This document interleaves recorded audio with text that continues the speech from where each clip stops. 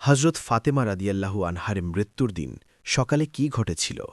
হজরত আলী রাদিয়াল্লাহু তাআলা আনহু ফজরের নামাজ আদায় করার জন্য মসজিদে গেলেন। এদিকে হজরত ফাতেমা রাদিয়াল্লাহু আনহা অত্যন্ত জ্বর থাকা অবস্থায় ঘরের সমস্ত কাজ শেষ করেছেন। আলী রাদিয়াল্লাহু আনহু মসজিদ থেকে ফিরে এসে দেখলেন ফাতেমা কাঁদছেন। তিনি প্রশ্ন করলেন, ফাতেমা, তুমি কাঁদছ কেন?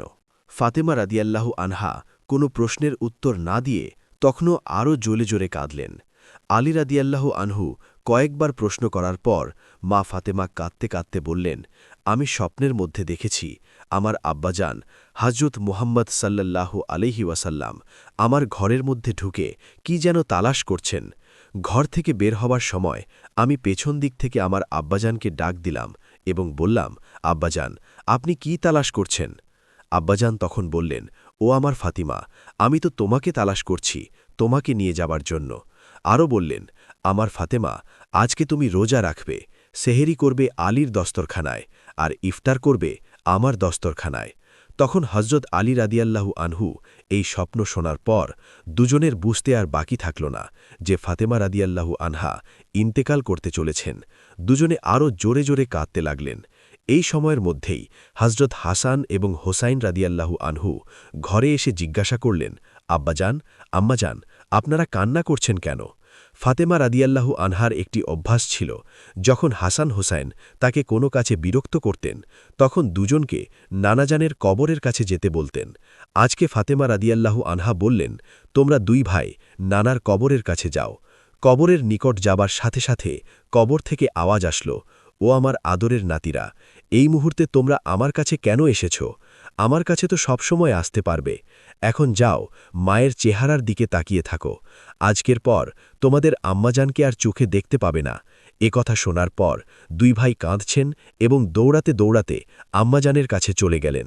আম্মাজানকে জিজ্ঞাসা করলেন, তোমরা দুইজন কেন কাঁদছ?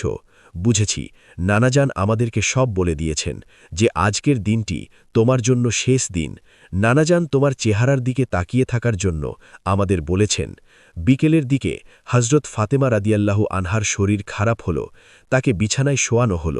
মা ফাতেমার মৃত্যু পূর্বক্ষণে হজরত আলী রাদিয়াল্লাহু আনহুকে তিনটি কথা বলেছেন।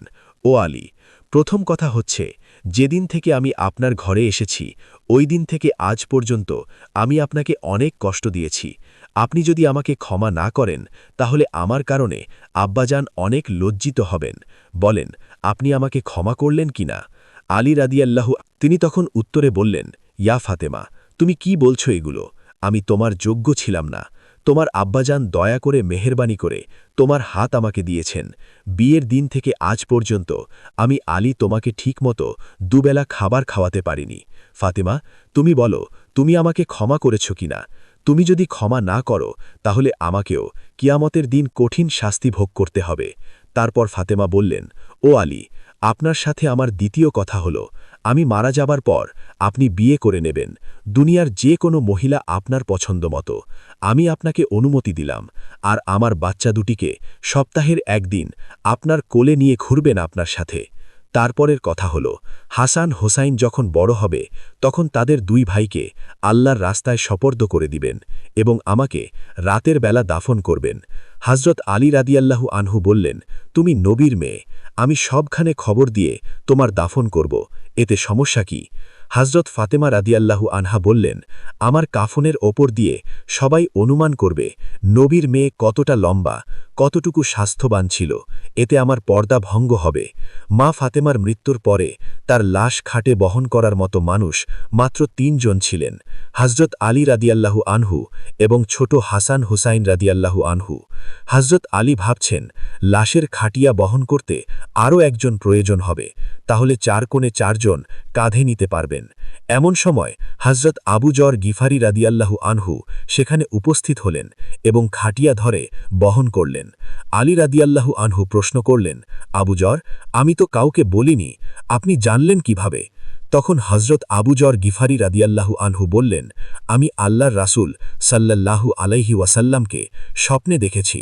তিনি বললেন, হে আবু যর, আমার ফাতেমার লাশ বহন করার লোকের অভাব, তুমি তাড়াতাড়ি চলে যাও। ও আলী, আমাকে তো নবীজি আসতে বলেছেন, তাই আমি এসেছি।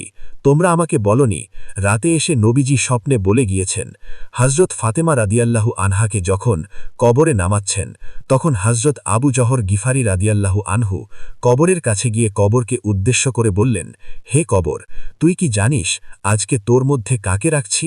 উনি হচ্ছেন জান্নাতের সকল মহিলাদের সর্দার হযরত ফাতেমা রাদিয়াল্লাহু আনহা। কবর থেকে কোনো আওয়াজ আসল না।